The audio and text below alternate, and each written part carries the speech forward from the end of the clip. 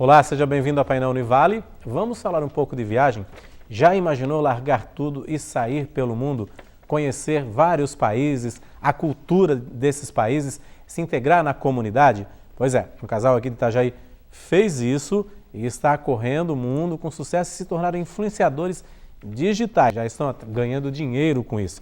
Eu vou conversar aqui no estúdio com a Nathalie Deduc, que é jornalista, e também com o Robson Cadori, blogueiro aí de sucesso, que os dois estão percorrendo o mundo e vão contar para a gente um pouquinho de toda essa história dos lugares que eles conheceram.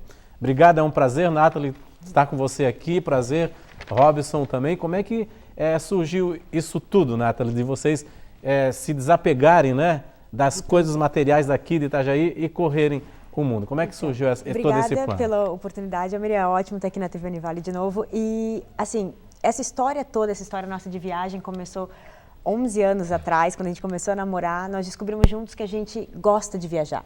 A minha primeira viagem internacional foi com o Rob e esse amor foi crescendo até um ponto que a gente percebeu que a gente estava pronto, como você falou, para largar tudo e se jogar no mundo e ir embora. Isso foi em 2014, né? 2013, até foi 2013, uma passagem um tanto engraçada, porque eu demorei uns 7 anos para pedir ela em casamento, enrolei ela um pouquinho. E a gente foi para a nossa lua de mel e quando voltou, deu mais ou menos um mês, eu olhei para ela e pensei, a gente precisa conversar.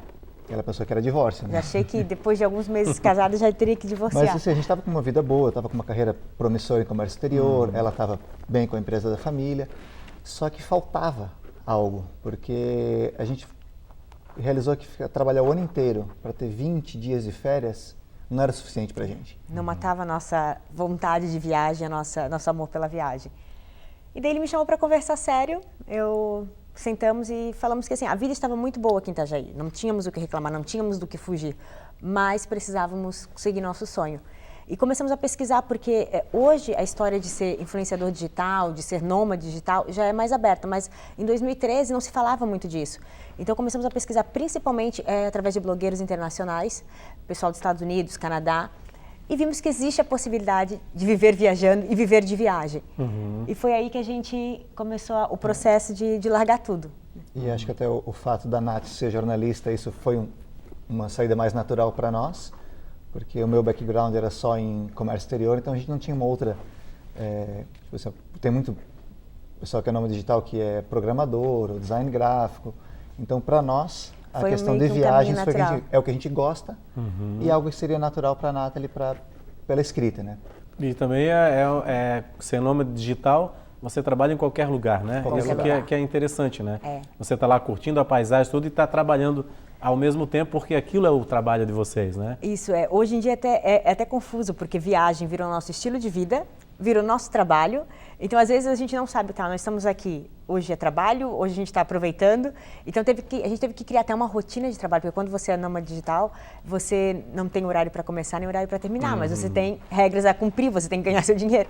Então, foi tudo um processo de descoberta. Acho que desde o momento que nós decidimos vender tudo, que a gente fez o grande bazar da nossa casa, que a gente vendeu todas as nossas roupas, móveis, até conseguir fazer o Love and Roll do blog virar e ganhar dinheiro, tem sido um processo de aprendizado constante. Constante. E é difícil fazer essa catarse, essa transformação de largar tudo? Geralmente muitas pessoas querem fazer isso e não conseguem, ficam atrelados, agarrados, né, a outros vínculos aqui. É difícil isso? É um processo, assim, não acontece do dia para a noite, Ameri, e depende muito do nosso estado mental, vamos dizer, você tem que se preparar para isso.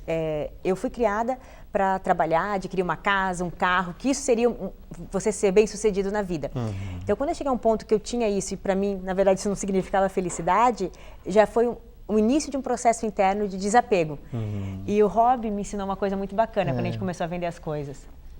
Quando você tem um objetivo, se torna mais fácil. E eu sempre fui metido a corrida, triatleta, e eu estava, voltando um pouquinho, a gente decidiu, conversou mais ou menos em setembro de 2013 e o plano era viajar em dezembro de 2014. E algumas coisas aconteceram no meu trabalho, me estressei muito e resolvemos antecipar essa viagem primeiro para agosto de 2014 e no final das contas a gente embarcou em abril de 2014. Então antecipamos bastante. E eu estava com inscrição para correr uma competição grande de triatlon em Florianópolis em maio. E aí era um sonho de fazer aquela prova, só que aí disse, poxa, peraí, se eu viajar em abril, esse triatlon não vai acontecer. E aí virou nosso mantra, que é assim, eu estava desistindo de algo grande por algo maior, que era a nossa viagem, que era o nosso sonho. E a gente foi aos poucos, trabalhando isso, até um momento que a gente começou a ver assim, não, peraí, eu não tenho mais a minha televisão, não tenho mais meu sofá, não tenho mais meu carro. A casa vai ficando vazia. Só que a gente viu que a nossa poupança estava aumentando e a gente já estava começando, poxa, peraí, nós compramos agora o nosso seguro viagem. Opa, agora nós compramos a passagem. Agora nós vamos comprar uma câmera fotográfica legal, porque a gente vai tirar fotografias da viagem. Então as necessidades foram trocando. E eu acho que então deixou de ser, estou só abrindo mão. Não, eu estou trocando as minhas prioridades, estou trocando o meu foco de vida, estou trocando o meu sonho. E isso muda muito. Isso que é interessante mesmo, né? Assim, trocar assim, o que você... o sonho de ter um carro... Não quero ter um carro, eu vou trocar por isso. Então, fazer essa troca, se permitir fazer essa troca, isso, né? E é interessante porque daí você vê, porque no final é tudo meio que dinheiro, né? Um carro, daí você troca então o seu carro por uma passagem que pode te levar para a Tailândia. E se nesse momento o teu sonho é viajar, essa passagem tem muito mais valor do que o teu carro na garagem parado. Então é uma questão de trocar prioridades. E eu te digo assim, não é fácil. Eu tinha muita roupa, eu tinha muito sapato. Como ele diz, eu era uma verdadeira patricinha. E hoje eu vivo com uma mochila que é um pouco maior do que essa mesinha de centro. Então, assim, é todo um processo de adaptação. Não é para todo mundo, claro que não. Às vezes tem gente que vai fazer de forma diferente do que a gente fez, mas são escolhas, eu acho que... E correr atrás da felicidade, é isso que eu digo, não importa qual é o seu estilo, mas se aquilo vai te fazer feliz, se aquilo é um sonho, então vale a pena. Não importa onde, porque tem gente que fala assim, conhecemos viajantes brasileiros, internacionais, que uns amam a Ásia, outros amam a Europa, ou outros amam o próprio país. Eles trabalham de formas diferentes, trabalham online ou freelancer, têm essa liberdade, mas eles gostam de viajar dentro do país deles. Eles não gostam de mudar muito. Para nós, o que acho que nos instiga, o que nos motiva, é o novo. Sim. É o conhecer uma cultura nova, uma comida diferente. Então, isso nos motiva bastante. A gente vê até as imagens que não são só locais turísticos, né? Vocês mostraram ali uma feira onde o trem passa, acho que na Malásia, é isso? Isso, é na Tailândia, que ele passa no meio da... Passa no meio, então são locais onde está a população, está a cultura mesmo, né? Sim. A raiz dos países, né? Então isso que é interessante também no blog, né? Que o telespectador pode acessar lá no Love and Road, né? Isso. Que é YouTube, também tem o... A gente tem os tem vídeos, o Facebook, tem o né? Facebook, o Instagram, o YouTube e o Twitter, é tudo Love and Road, ou loveandroad.com. E o legal é assim, como nós somos nômades, claro que a gente visita os pontos turísticos, a gente vê ali, né, a praça principal, a principal atração turística, mas a gente tenta viver um pouco da vida local. E isso traz uma experiência fantástica. E a gente consegue passar isso através do blog daí. Porque, claro, é legal visitar o ponto turístico, mas se você puder ter um gostinho da cultura, se você puder fazer um amigo que mora lá, se você puder ver coisas diferentes, isso abre a tua perspectiva de vida muito grande. Esse contato que é interessante, né? Às vezes, por exemplo, eu vejo que os navios e cruzeiros entram aqui em Itajaí, mas as pessoas querem conhecer as coisas locais, as peculiaridades, né? Sim. Não só levar para parques temáticos e praias e restaurantes, né? Então, isso que é interessante também, passar isso, né? A cultura. E a gente sempre olha, às vezes, o contrário. Porque muito turista estrangeiro, quando fala, vocês são brasileiros. E eles falam assim, não, porque eu já fui para o Rio e fui para a Amazônia. Ou então, fui para o Rio e para o Nordeste. E você não sabe a nossa felicidade quando alguém fala, eu ouvi falar que tem uma cidade muito alemã no sul, acho que é Blumenau. Eles enrolam assim, aquele Blumenau. A gente, meu Deus, como é que uma pessoa, né, lá sabe que aqui tem a gente fala a Oktoberfest, ou que o rapaz falou pra gente uma vez, das Dunas do Joaquina. Das Dunas do Joaquina. E assim, é muito engraçado porque as pessoas, vocês são do Brasil, são de São Paulo? Não. São do Rio? Não. Daí eu explico. Olha o mapa do Brasil, vamos seguindo a costa até lá embaixo, quase pertinho do Uruguai e da Argentina. A gente mora no estado de Santa Catarina, em Itajaí, no sul do Brasil. E assim, nem sempre, mas às vezes alguém olha pra gente e fala, perto de Floripa? Gente, dá um orgulho danado de saber que as pessoas, porque o nosso Brasil é tão lindo e muita gente não sabe aqui do nosso sul. Pois é, exatamente, assim, precisa ser... E vocês desempenham esse papel também de serem espécies de embaixadores do Brasil nessas viagens. A gente faz uma propaganda danada, a gente fala para as pessoas visitarem, até porque eu não sou catarinense, eu sou de Curitiba, mas fui criada aqui. E eu tenho muito orgulho do nosso estado e da nossa região aqui, é muito bonito, a gente tem coisas lindas, uma cultura riquíssima. Então, eu faço questão de fazer essa propaganda para o pessoal vir aqui conhecer um pouquinho também. Sai caro para quem quer se aventurar? Você, no programa, acho que da Fátima Bernardes, falou que o planejamento era de gastar $50 por dia. É isso mesmo? Como é que dá para equilibrar isso assim? Quando você vai fazer uma viagem longa, diria assim, né, acima de um mês, e vai ficar bastante tempo, você consegue diluir os custos.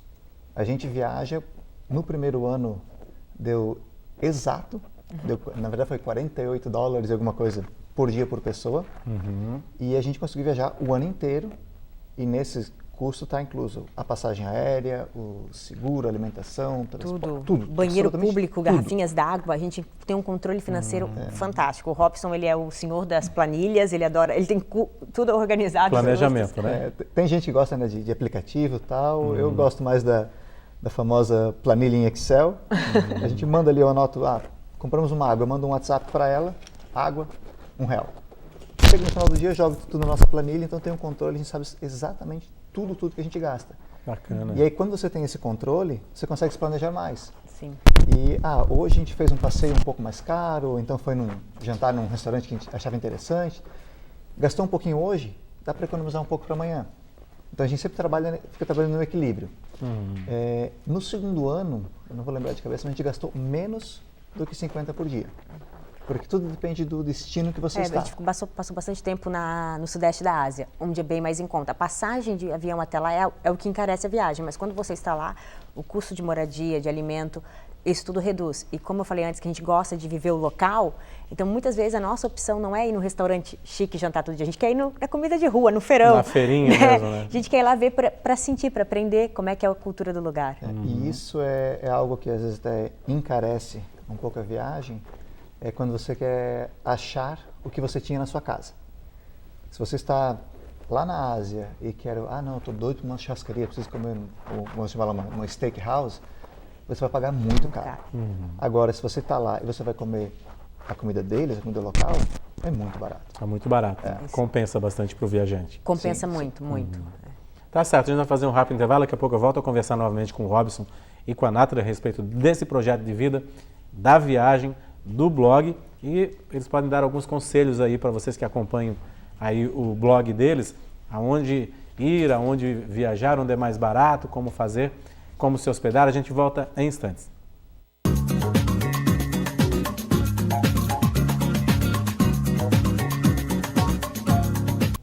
Olá, estamos de volta com o Painel Univale. Para você que sintonizou a TV Univale agora, hoje os nossos convidados são a Nathalie Deduc e o Robson Cadori, casal que viaja aí o mundo e que tem o blog Loving Road. São influenciadores também digitais e é isso que a gente vai conversar agora, de como ganhar dinheiro com viagem.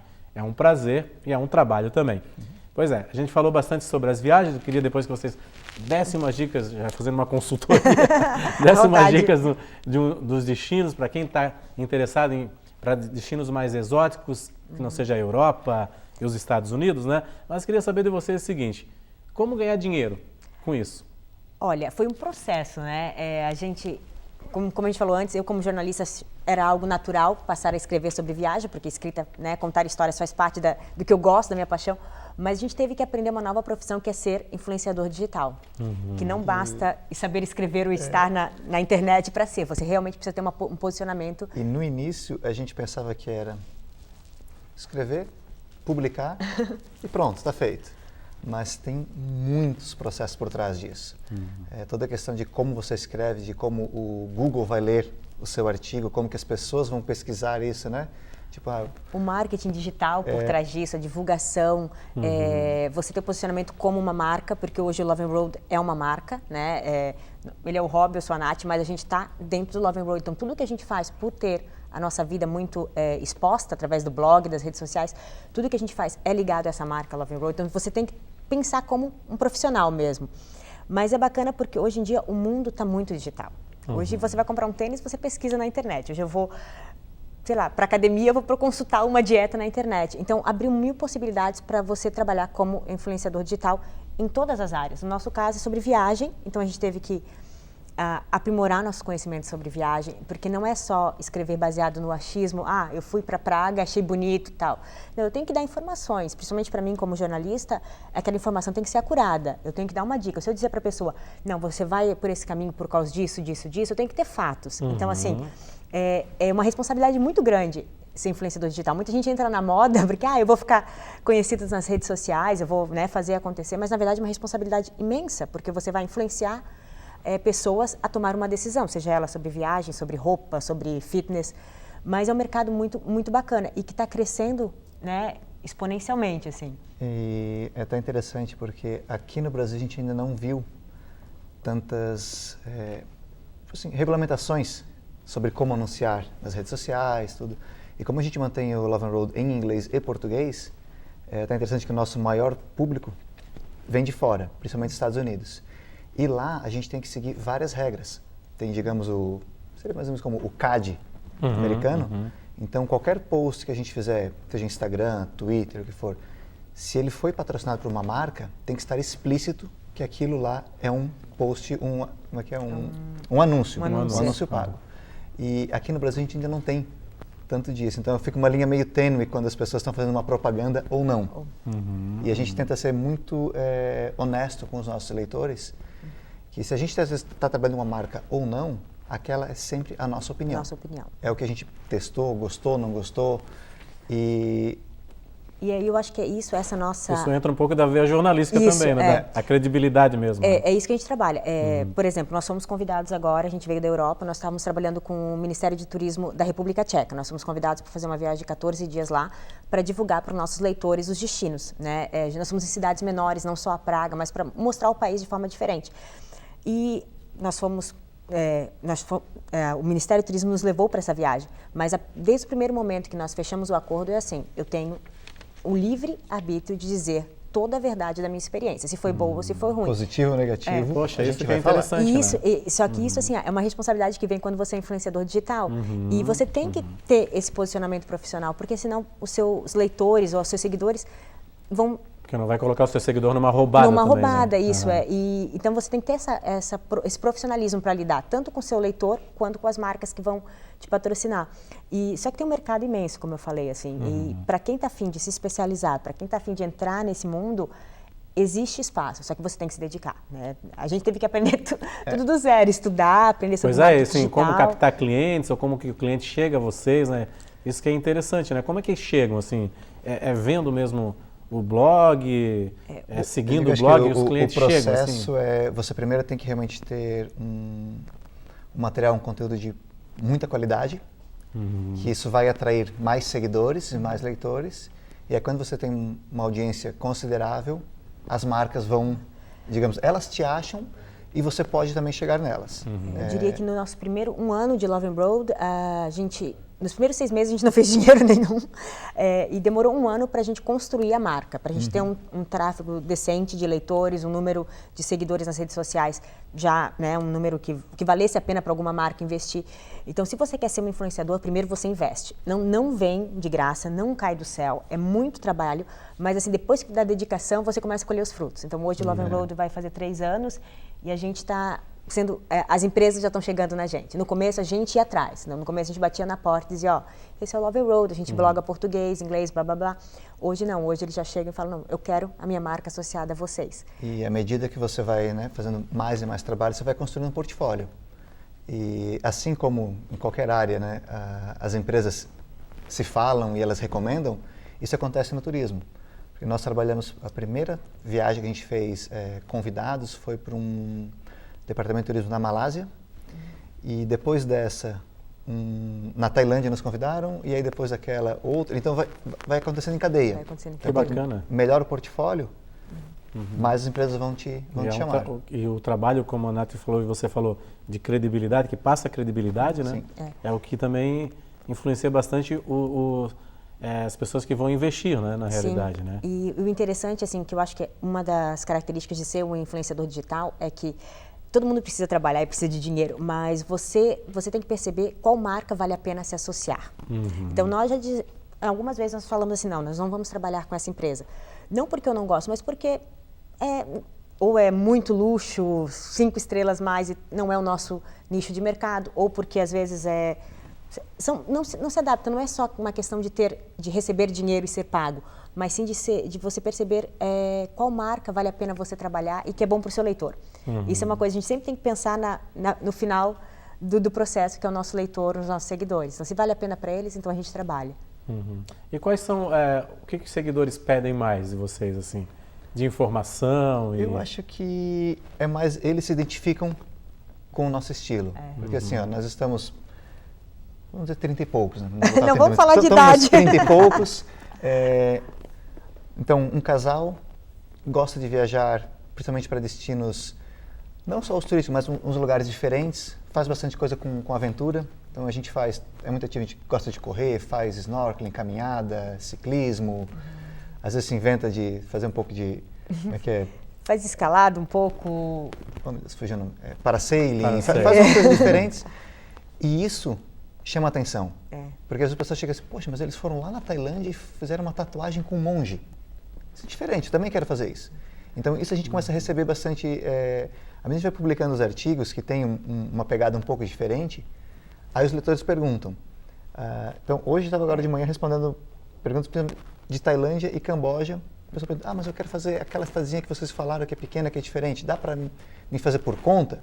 Então, isso que é interessante, acho que eles vão vendo algumas coisas que a gente está fazendo, aí eles querem fazer também, e às vezes dão umas dicas, poxa, mas tem algo que eu posso fazer a mais? E é interessante porque, como o blog é em 2 línguas, a gente também percebe uma diferença de comportamento entre os leitores. Então, por exemplo, o leitor do Brasil, a gente ainda está muito preocupado com o financeiro. Quanto custa? Será que vai dar esse valor para eu ir para lá? O que eu posso fazer com $50, com $100? Então, assim, porque é uma realidade nossa. Não é barato para brasileiro atravessar o mundo e viajar. Daí, quando a gente pega os leitores mais Estados Unidos ou Europa, eles não estão tão preocupados com dinheiro, principalmente se eles viajam para a Tailândia, por exemplo. A Tailândia é muito mais barato para eles. Mas eles estão mais preocupados em ter uma experiência única. Então, eles perguntam, mas, eu vi que vocês fizeram essa tatuagem com um monge. Isso é super turístico? Isso é difícil de conseguir? Como é que eu posso fazer? Me dá uma dica. Então, eles já estão num momento diferente, porque o valor econômico não pesa tanto. Não pesa tanto, mas podem fazer os roteiros mais alternativos. Mais alternativos. Mas o que eu fico muito feliz de ver o brasileiro que assim, a gente está começando a viajar por conta própria e a gente está começando a viajar além de Estados Unidos e além de Paris e Londres. Isso me deixa muito feliz. Isso é bacana, né? Isso me deixa muito feliz, porque quando eu comecei a viajar anos atrás, eu também, Paris era minha meta, sonho. Londres era o meu sonho. Quando eu cheguei em Londres pela primeira vez, assim, eu tremi. Só que o mundo é muito maior. Então, assim, e a gente tem a capacidade de viajar sozinho.